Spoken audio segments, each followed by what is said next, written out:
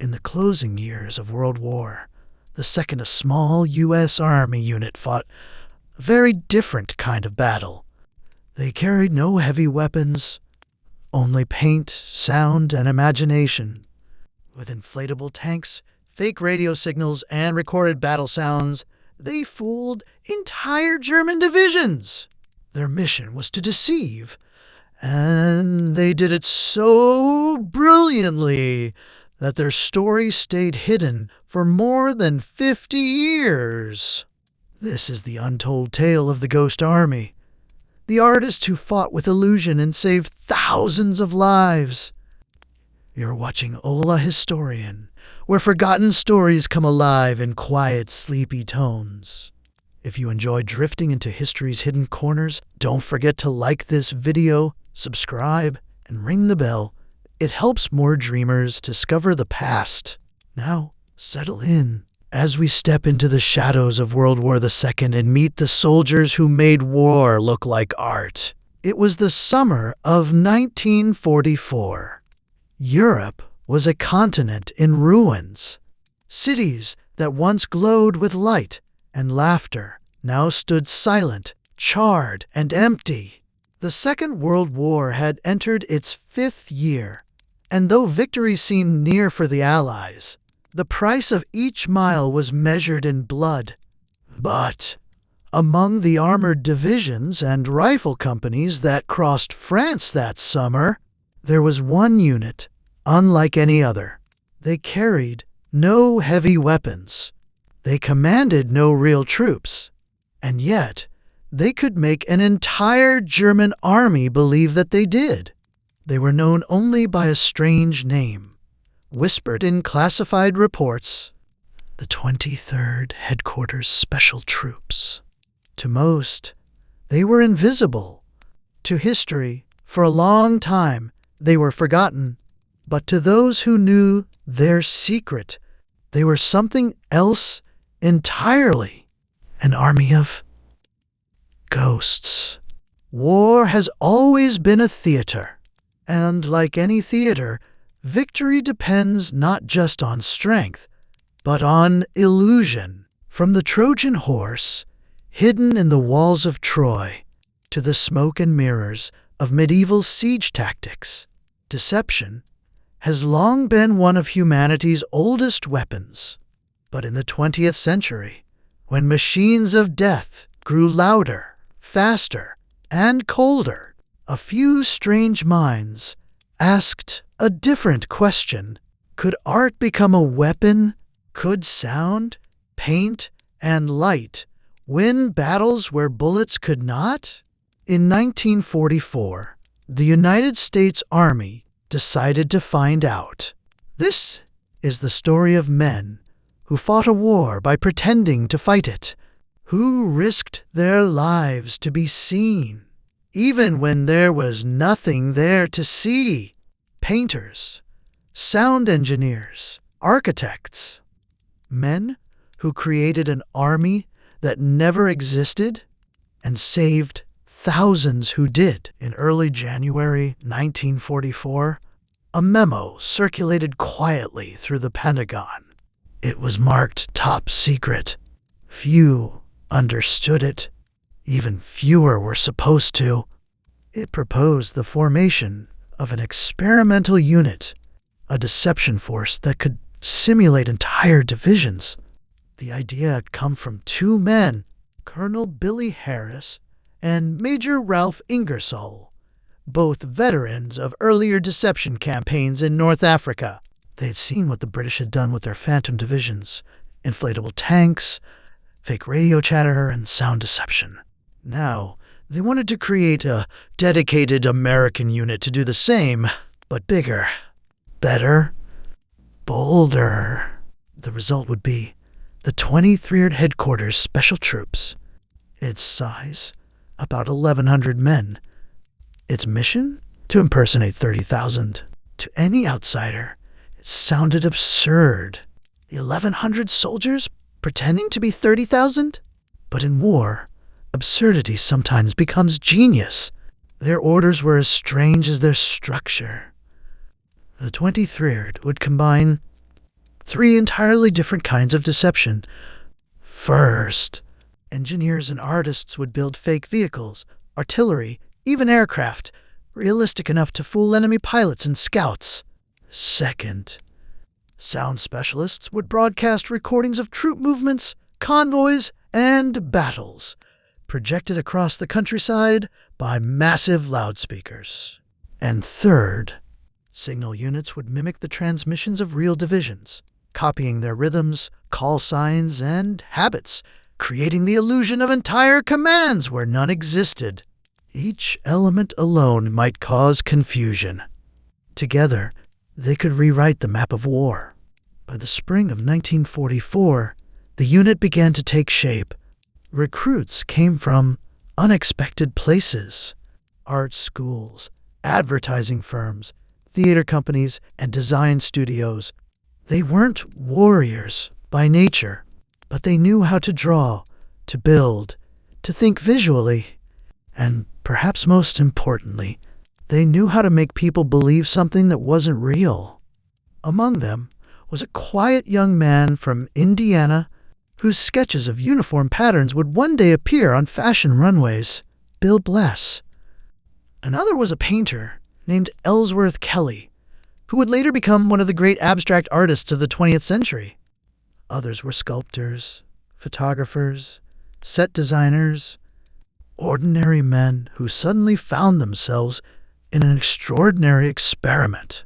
They trained at Fort Meade, Maryland. To outsiders, it looked like any other military camp. But inside, the recruits were learning how to create illusions on an industrial scale. Inflatable tanks were tested in open fields. Paint teams learned to camouflage shadows. Radio men practiced speaking like generals they'd never met. Everything was rehearsal. Every sound, every move, every color, carefully designed to sell a lie.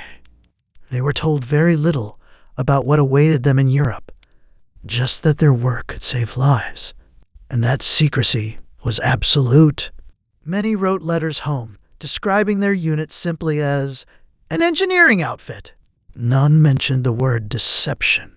And so, while the world prepared for DDAY, this small, secret group prepared for something different. A performance that would play out not on a stage, but across the battlefields of France. Before the war, they painted portraits, posters, and storefront windows.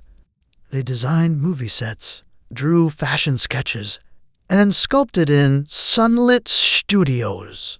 Now, they wore olive drab, and instead museums. Their art would live in muddy fields and ruined villages. The Ghost Army was unlike anything the U.S. Army had ever assembled. A strange mix of talent: artists, architects, sound technicians, and sign painters. More than 1,000 men who looked more like art students than soldiers. One soldier, Bill Blass, had once dreamed of New York fashion, but now found himself painting camouflage patterns onto canvas. Another, Ellsworth Kelly, who would one day fill museums with bold color shapes, spent the war measuring tank silhouettes, learning how light caught metal at dusk. Then there was Arthur Singer, a quiet illustrator who loved drawing birds. He was assigned to sketch vehicle markings, fake insignias, phantom unit logos, each one carefully designed to confuse German spies. The Army had never trained anyone quite like this before. They were taught the art of camouflage and the art of misdirection, how to set up a fake camp that looked, from the sky, exactly like the real thing, how to build shadows, place tents, hang laundry, and leave tire tracks that led exactly where they wanted the enemy to look. They called it atmosphere. Every scene needed to feel lived in, even if no one lived there. At first glance, it might have looked like a carnival. Men unrolling sheets of rubber, inflating strange, bulbous shapes. And yet, this was deadly serious work. Each inflatable Sherman tank was a masterpiece of illusion, painted matte olive, with careful streaks to mimic real metal. Even the hatches, the guns, and the markings were authentic. In the right light, and from a few hundred yards away, you could swear you were looking at a division of armored vehicles. But touch one, and your hand would sink into soft fabric. They built entire motor pools, rows of trucks, artillery pieces, supply tents, all fake.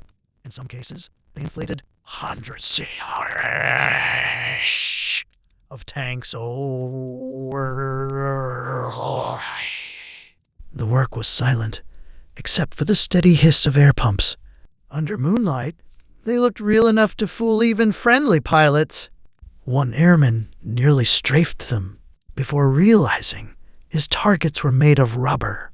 The men laughed about it later, but at the time, the joke could have turned deadly. There were engineers who specialized in track deception.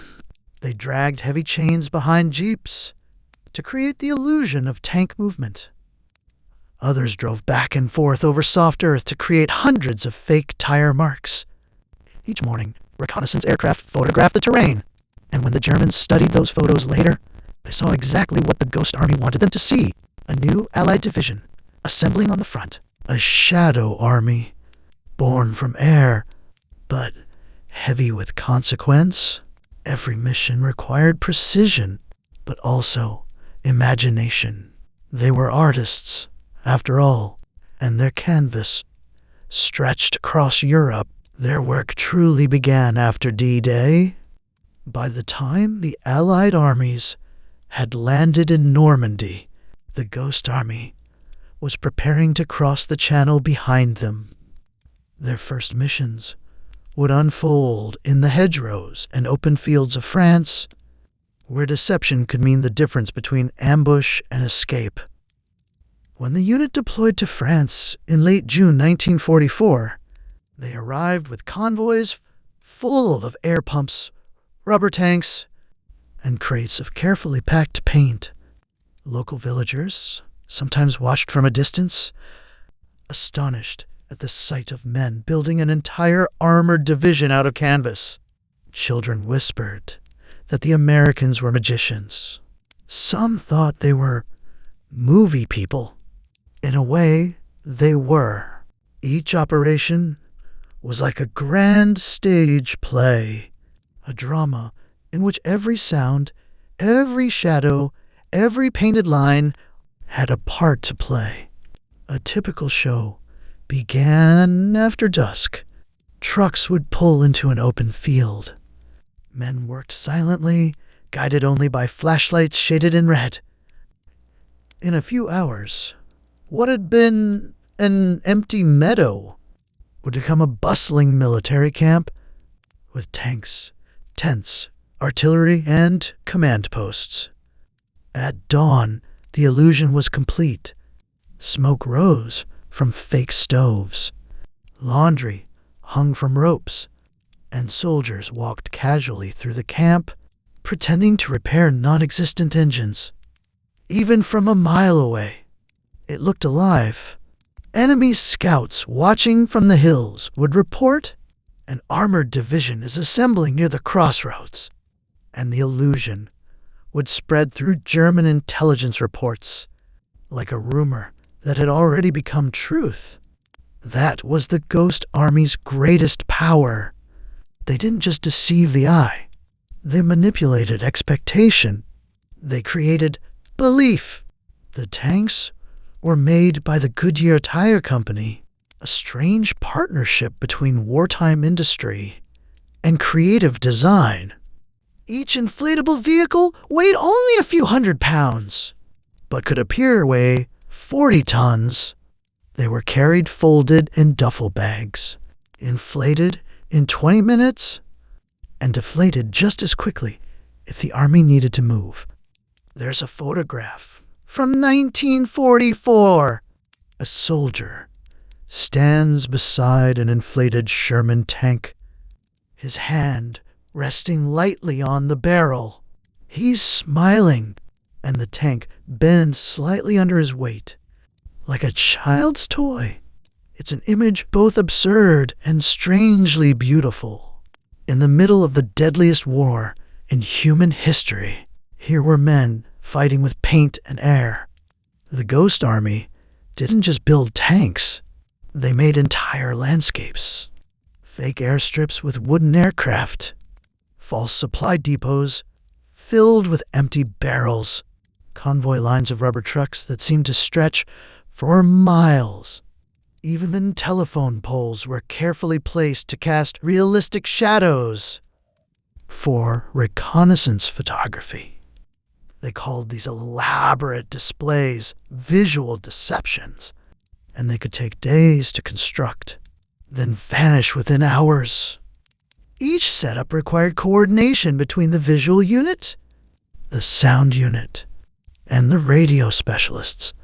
If they built a fake tank battalion, then the sound engineers had to make that battalion not just sound alive. Engines revving, metal clanking, soldiers shouting orders. Their next test would be the greatest deception they had ever attempted. War is loud. Engines, artillery, boots in mud, a constant roar that never quite stops. But in 1944, a small group of American soldiers learned to compose that roar, to build an entire army out of sound. They called it sonic deception. At Bell Laboratories in New Jersey, long before the unit sailed for France, engineers and sound designers began recording the mechanical heartbeat of war. At Fort Knox, microphones captured the growl of Sherman tanks starting, the squeak of treads on gravel, the clang of a wrench dropped on metal.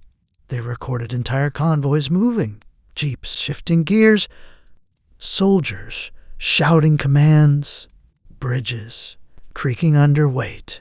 Every tone, every echo, stored carefully on thick, heavy discs. Those recordings were pressed onto a strange new medium, flexible 16-inch discs, and packed into heavy crates bound for Europe. When the Ghost Army arrived, the sound men set up their equipment. Giant amplifiers hidden in trucks, wooden speakers the size of small cars. They could project noise more than 15 miles across open country. A single broadcast could convince enemy scouts that thousands of tanks were on the move. At night, the men stood in dark fields, spinning those discs by flashlight, turning knobs that controlled the illusion. A low rumble began. Then the metallic clatter of engines, voices shouting through the mist. Somewhere beyond the hedgerows, German sentries would pause. They would hear an army assembling, an army that did not exist. One engineer, Harold Adolphson, later said, "We were like conductors leading a symphony of ghosts. Each sound was timed precisely.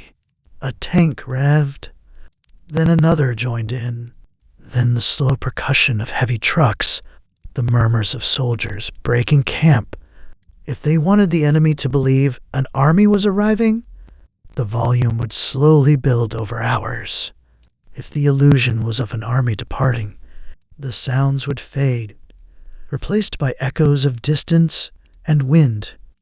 The system was so advanced that they could simulate road surfaces, mud, cobblestone, gravel, just by adjusting the bass. Engineers layered frequencies like painters mixing colors. A low hum for engines, a mid-range grind for treads, a thin treble for the clink of tools. In a dark tent lit by a single lamp, these men sculpted an invisible battlefield.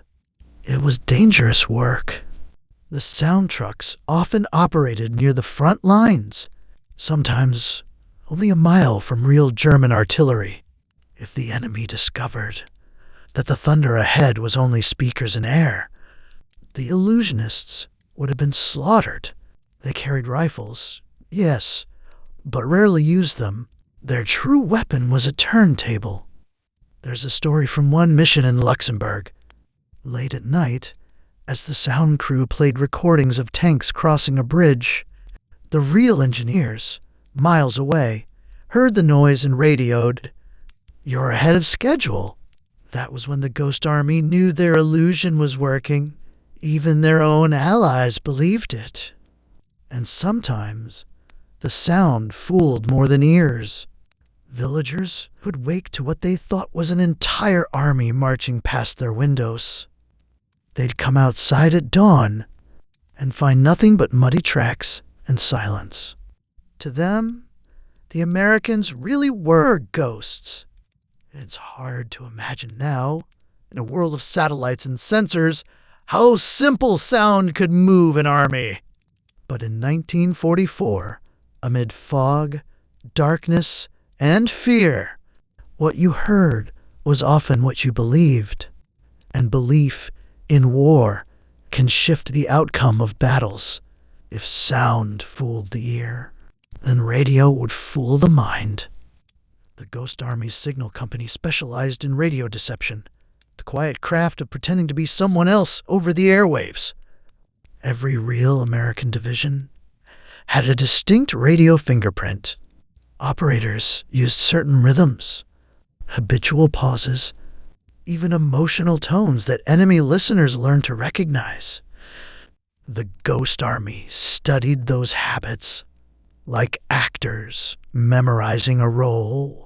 A corporal might spend a week observing the 4th Armored Division's operators, taking notes on when they transmitted, how long they waited between messages, how they signed off. Then, once the real division moved elsewhere, the Ghost Army took over their call signs, mimicking them perfectly. To the Germans, nothing had changed. Their intercept teams kept tracking a division that was no longer there. The radio men called themselves the illusionists of the ether. They worked in pairs, one tapping code, the other logging replies, for hours in cramped trucks, hands gloved against the cold. Every tap had meaning. Every pause could betray them. Sometimes German operators even replied, probing for confirmation. The Ghost Army answered calmly, their fake transmissions flawless. Radio deception was the glue that held the illusion together. Without it, the visual and sonic tricks might seem suspicious. But when intercepted messages matched what scouts saw and heard, when everything aligned, the deception became reality. It was a strange kind of warfare, intimate, invisible, almost artistic. The men joked that they were painting with static.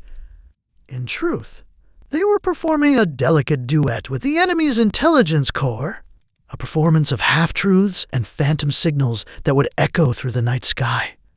By autumn 1944, the Ghost Army had mastered their craft. They could conjure an entire armored division overnight, with air, sound, and radio waves, and soon the Allied command would ask them to do exactly that, again and again, from Normandy to the Rhine. The stage was set for their greatest performances, the field operations that would decide whether thousands lived or died. By the summer of 1944, the Allies had broken through Normandy's hedgerows. The front was a patchwork of motion. Tanks grinding east, engineers rebuilding roads, infantry moving through towns that still smelled of smoke. And among them, hidden in plain sight, was a unit that carried rubber tanks instead of real ones. They were now ready to perform their first great illusion. The Ghost Army's 23rd Headquarters Special Troops arrived in France just weeks after DDAY. They were attached to General Omar Bradley's 12th Army Group, and their orders were simple and impossible: to appear everywhere and nowhere at once. Their first mission came near the French town of St. Lô in late July 1944. The U.S. 2nd Armored Division was preparing to move south. If the Germans discovered their absence, they could attack the weakened flank. So the Ghost Army was sent in to replace them with shadows.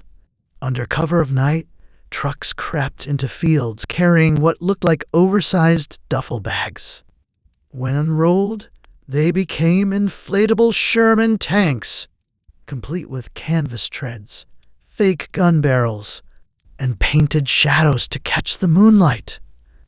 Within hours, what had been empty farmland looked like a bustling armored camp. Artillery pieces, air-filled and weightless, lined the hedgerows. Dummy half-tracks pointed toward the horizon.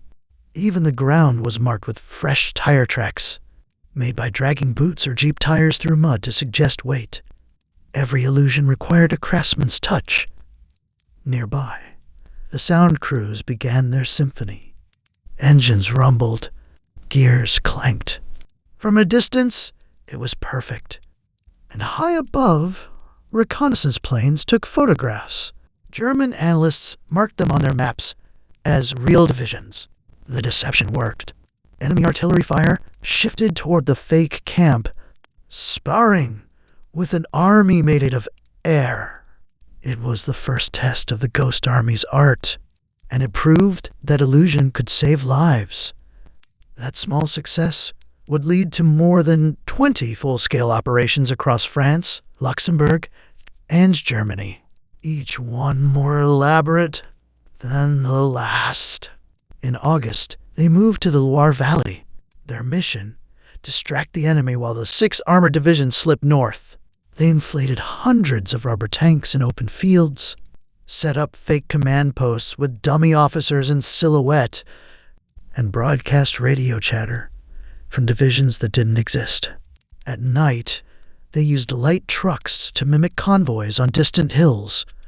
Headlights turned on and off in patterns that suggested columns of vehicles moving through darkness. To German observers, it looked like thousands of men on the march. The art of deception became a kind of choreography. Light, sound, shape, and rumor moving together in rhythm. Soldiers joked that they were the traveling roadshow of the U.S. Army. But behind the humor was danger. At any moment, their stagecraft could collapse under real gunfire. In September 1944, the Ghost Army was tasked with one of its most ambitious operations, Operation Bettenburg, near the Luxembourg border. The 4th Armored Division needed to move north to support Patton's advance. The Ghost Army would pretend to be them, holding the line in their place. For several nights, they set up dummy vehicles along the Moselle River. They built fake artillery batteries out of logs and tarps. At dusk, they projected tank noises across the valley, a thunderous roar that echoed between the hills. German scouts reported heavy armor concentration. The real 4th Armored slipped away unnoticed. Another illusion, another victory bought with silence. As autumn deepened, the Ghost Army pushed closer to Germany's border. Their final large-scale operations would take them through the Ardennes, just weeks before the forest would explode with the chaos of the Battle of the Bulge. They didn't know it yet, but their greatest test was coming. December 1944. The Ardennes forest lay under a heavy layer of snow. The men of the Ghost Army were cold, exhausted, and uncertain of what awaited them next. Then, on December 16th, the German army launched its last great offensive, the Battle of the Bulge. The surprise attack smashed through Allied lines. Towns that had been safe were swallowed overnight, and amid the confusion, the Ghost Army suddenly found themselves closer to the front than ever before. They had no heavy weapons, no real tanks, no reinforcements, just sound equipment, inflatable decoys, and paintbrushes. Yet they stayed. Their orders were to hold their ground, not by fighting, but by pretending that powerful American units were still in position. If the Germans believed that, it could buy time for the real divisions to regroup. So, even as artillery thundered around them, the Ghost Army inflated tanks in freezing wind. They painted camouflage by candlelight. They broadcast tank convoys through the night. Many later said it was the strangest courage to stand unarmed, fabric soldiers against steel ones, and trust that illusion was enough. There are stories from those days that sound like myths. One small group, cornered near the town of Bastogne, hid their equipment in barns and disguised themselves as medics. Another inflated decoy artillery under direct German observation while pretending to be engineers repairing roads. Their performance was their shield. By January, the German offensive had failed. The Ghost Army, battered but intact, was reassigned to the push toward the Rhine River. They would take part in one final operation, their masterpiece, Operation Viersen, March 1945. The goal: convince the Germans that the main Allied crossing of the Rhine would occur miles downstream from the real one. It was to be the last and most complex deception of the war. Over 10 days, the Ghost Army deployed 600 inflatable vehicles, set up fake headquarters, and filled the night air with the roar of engines and false commands. Meanwhile, the real Ninth Army crossed the Rhine in near silence, completely unopposed. The Germans, deceived by sound and shadow, focused their artillery on the Ghost Army instead. Men died in that deception. Not many, but enough to remind everyone that illusion could be deadly work. Their success saved thousands of others. When the real crossing succeeded, the road to Germany was open. The war's end was finally in sight. After Operation Viersen, the Ghost Army's mission was complete. They packed away the rubber tanks, coiled the cables, and stored the records of fake battles. In May 1945, Germany surrendered. The artists went home. Their war fought not with bullets, but with imagination. For decades, their story was classified. The world forgot the men who built armies out of air. It wasn't until the 1990s that their records were declassified, and the Ghost Army finally emerged from silence. Today, historians call them one of the most creative and effective deception units in modern warfare. But the men themselves rarely saw it that way. They were painters, engineers, set designers, ordinary people who for a brief moment turned art into a weapon and used illusion to save lives. When the war ended, the Ghost Army packed up their illusions. The rubber tanks were deflated, rolled, and loaded into trucks. The sound records were boxed and sealed. The radio logs filed away. And then the curtain fell. The men returned home with medals on their uniforms. But no one could ask what they had done. Their mission, their very existence, was classified. They could say only, "We did special operations," and leave it at that. For more than 40 years, their story slept in locked archives, unknown to the public, absent from history books. Their war fought in whispers and sketches. Some went back to their old lives. Painters returned to their canvases. Sound engineers back to studios. Designers to advertising firms. The ghosts disappeared into the ordinary world, but the memories lingered. In the quiet ways, soldiers remember things they can't quite explain. The smell of paint on canvas tents, the soft hiss of a turntable needle, the shape of a shadow cast by an inflatable tank under moonlight. Small, fleeting images of a war built from illusion. In the 1970s and 80s, a few veterans began to talk. Cautiously, they met at reunions and whispered about the old tricks. They shared faded photographs. A man standing proudly beside a rubber Sherman. A sound truck, half buried in mud. It felt unreal, even to them, as if they dreamed it all. Finally, in 1996, the Ghost Army's operations were declassified. Historians began to uncover what these quiet men had done, how they had staged more than 20 full-scale battlefield deceptions, moved across France and Germany, and saved countless lives through trickery and art. The news spread slowly, and the surviving veterans were old by then. Their hair white, their voices soft. But when people finally asked them, "How did you do it?" they smiled and said, "We pretended, and they believed." Documentaries followed.